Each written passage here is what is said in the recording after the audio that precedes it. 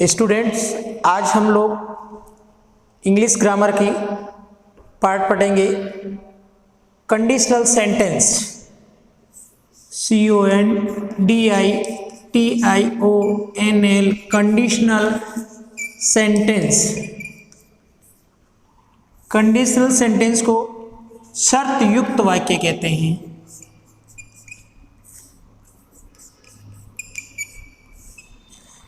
इसमें दो प्रकार के सेंटेंस होते हैं। एक सेंटेंस में कंडीशन होती है और दूसरे सेंटेंस में उसका रिजल्ट होता है।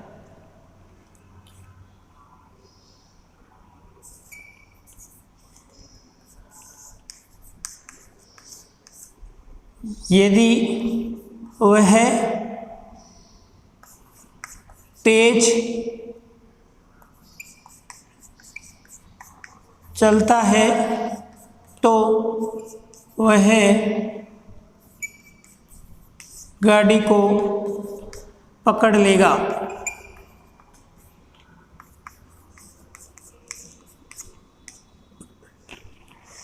फर्स्ट सेंटेंस है, उसमें एक कंडीशन रखी हुई है। यदि वो तेज चलता है, यह उसकी कंडीशन है, यह उसकी शर्त है, तो उसका परिणाम, उसका रिजल्ट क्या निकलेगा? तो वो ट्रेन को पकड़ लेगा।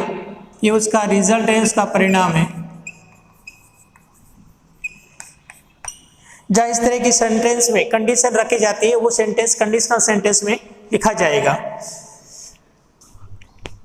कंडीशनल सेंटेंस में तीन कंडीशन होती है। First condition, generally conditional sentence if से स्टार्ट होते हैं।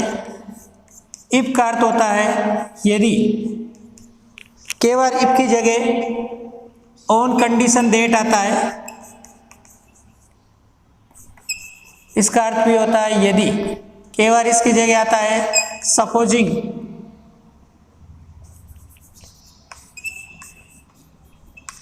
दैट, इसका अर्थ भी होता है यदि। प्रोवाइडेड दैट, इसका अर्थ भी होता है यदि।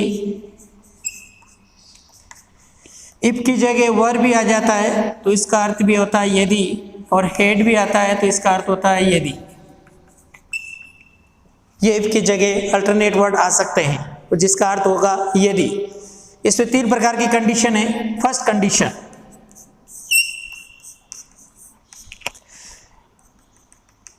वाक्य हमेशा इफ से स्टार्ट होगा। उसके बाद वाक्य की सिचुएशन होती है, subject plus verb plus object plus दूसरा सेंटेंस स्टार्ट होगा, सब्जेक्ट प्लस वर्ब या हेल्पिंग वर्ब प्लस ऑब्जेक्ट। यदि वाक्य प्रेजेंट टेंस में या फ्यूचर टेंस में आया हुआ है तो हम फर्स्ट कंडीशन का यूज करेंगे। सब्जेक्ट के बाद भी फर्स्ट लगाएंगे। अगर वो सिंगुलर है तो उसके साथ एस और ईएस यूज करेंगे। रिजल्ट में सब्जेक्ट के बाद में आपको विल प्लस क्रिया का फर्स्ट रूप यूज करना है। विल की जगह क्या क्या अल्टरनेट आ सकते हैं? विल की जगह सेल फर्स्ट आ सकता है, कैन फर्स्ट आ सकता है, मे फर्स्ट आ सकता है, शुड फर्स्ट आ सकता है। इस तरह से इसके जगह विल के स्थान पर ये अल्टरनेट वर्ड भी यूज किए जा सकते हैं।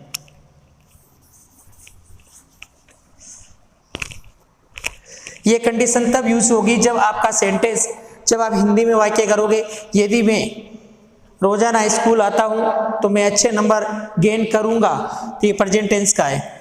या फ्यूचर में कोई सेंटेंस आप बोलते हैं, प्रेजेंट और फ्यूचर के जो वाक्य होंगे उसमें फर्स्ट कंडीशन यूज होगी। अगर कोई वाक्य काल्पनिक है तो उसमें सेकंड कंडीशन यूज होगी।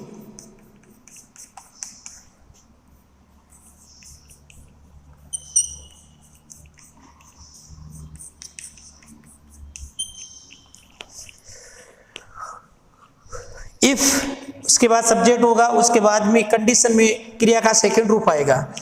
क्रिया का सेकंड रूप में हमेशा टू बी, यदि ब्रैकेट में वर्ब आता है तो टू बी का फर्स्ट रूप होता है इजेमआर, सेकंड रूप होता है वॉज वर, थर्ड होता है बीन।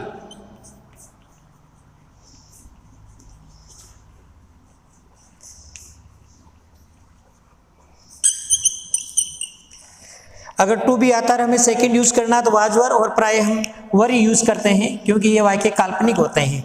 काल्पनिक वाक्यों में हमेशा यहाँ वर का यूज किया जाता है। कंडीशन थर्ड,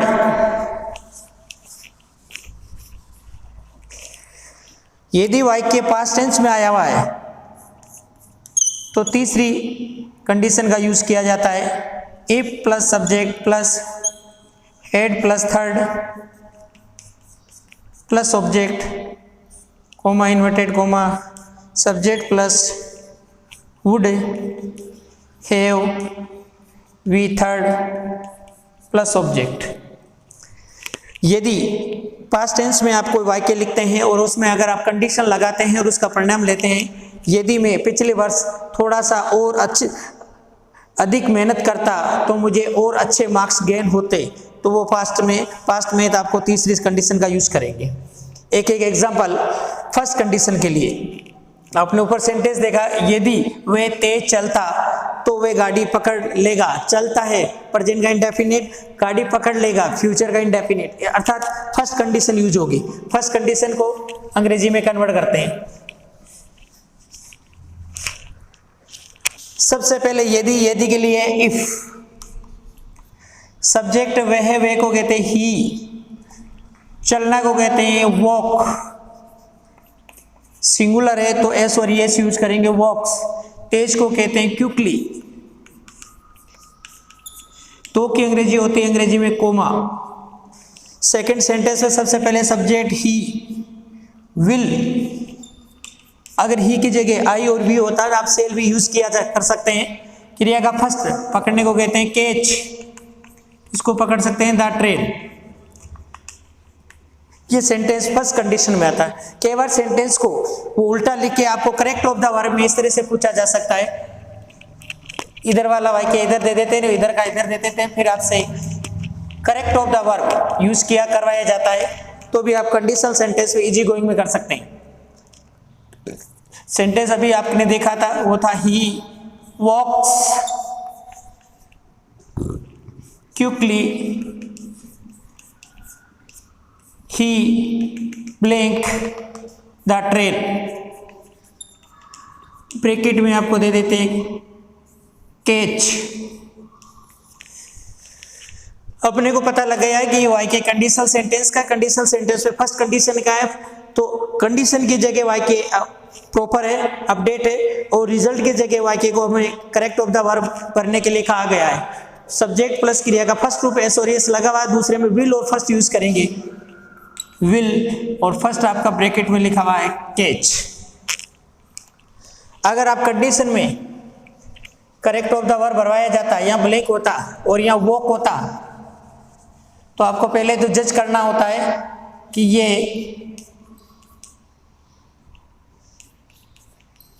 किस कंडीशन का सेंटेंस है। इफ से वाक्य स्टार्ट है तो कंडीशनल सेंटेंस है।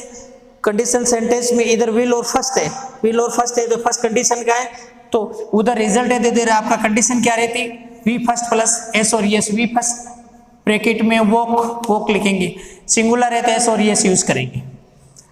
कई बार रिजल्ट है वो सेंटेंस पहले होता है और कंडीशन वाला सेंटेंस बाद में आता है, तो इफ आपके बीच में आता है कनेक्टिव वर्ड के रूप में। दोनों कंडीशन है आपको ध्यान रखनी है। सेंटेंस नंबर सेकंड, अर्थात सेकंड कंडीशन का सेंटेंस क्या होगा, यदि वह राजा होता तो वह प्रजा की सेवा करता। टेंस का देते हैं प्रेजेंट और फ्यूचर टेंस में, नहीं है न पास्ट टेंस में, अर्थात एक कल्पनाओं पर आधारित इमेजिनरी सेंटेंस है, और कल्पनाओं पर आधारित जो वाक्य होते हैं वो काल्पनिक सेंटेंस होते हैं। काल्पनिक सेंटेंस में सेकंड शर्त यूज की जाएगी। सेकंड शर्त में सबसे पहले इफ, फिर आएगा सब्जेक्ट ही, फिर आएगा वी, सेकंड होने को कहते हैं टू बी, और टू बी का आपको सेकंड रूप बताया था वाज वर, आपको हमेशा यूज करना है वर। नेक्स्ट ऑब्जेक्ट क्या होता, किंग, तो की अंग्रेजी कोमा। नेक्स्ट ही, वुड अपनी तरफ से लगाना, क्रिया का फर्स्ट रूप सेवा करने को सर्व द पुपिल या पब्लिक, ये सेकंड कंडीशन का सेंटेंस है। अगर रिजल्ट पहले होता कंडीशन बाद में होती तो इफ आपका बीच में कनेक्ट हो जाता। कई बार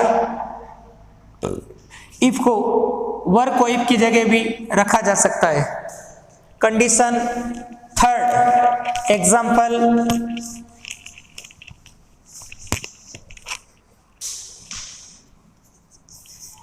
यदि वह पिछले वर्ष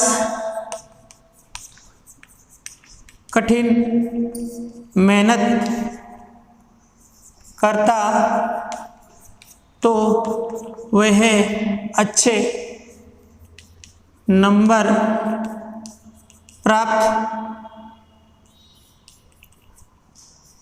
करता।